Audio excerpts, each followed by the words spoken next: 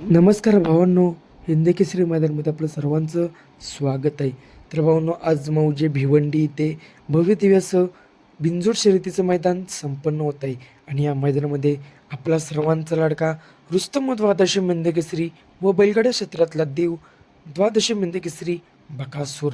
भाऊनो, बकासूर या मैदानामध्ये पळण्यासाठी आला आहे आणि बकासूरचा पायरा असा कळत आहे की बकासूरचा पायरा असणार आहे घोटच्या सर्जासोबत.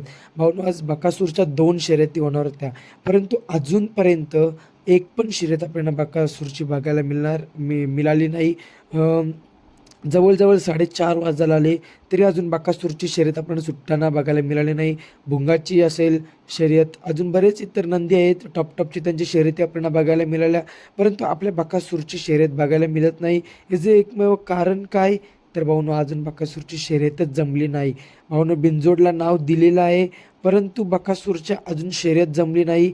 त्यामुळे आपल्याला बकासूर आपल्याला पळताना दिसत नाही.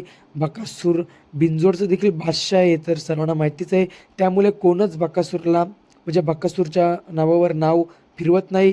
बकासूरच्या गाडीवर कोणच नाव फिरवत नाही, कारण मुंबईची A1 जोडी बकासूर आणि घोट सर्जा ही जोडी आपल्याला आज पळताना दिसणार आहे. त्यामुळे सर्वजण म्हणजेच गप्प बसलेले आहेत, कोणच नाव फिरवत नाही बकासूरच्या गाडीवर.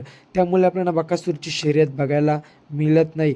परंतु मित्रांनो, आता जर भुंगा सैराट यांनी जर बकासूरच्यावरती नाव म्हणजेच बकासूरच्या गाडीवर नाव फिरवला तर आपल्याला एक शर्यत बघायला मिळेल. तुफानी अपराजित जोडी भुंगा आणि सैराट त्याच्या विरुद्ध बकासूर आणि घोट सर्जा अशी लढत आपल्याला एखाद्या वेळेस बघायला मिळेल. बघूया काय होतंय, नाव फिरतंय की नाही. धन्यवाद भावांनो.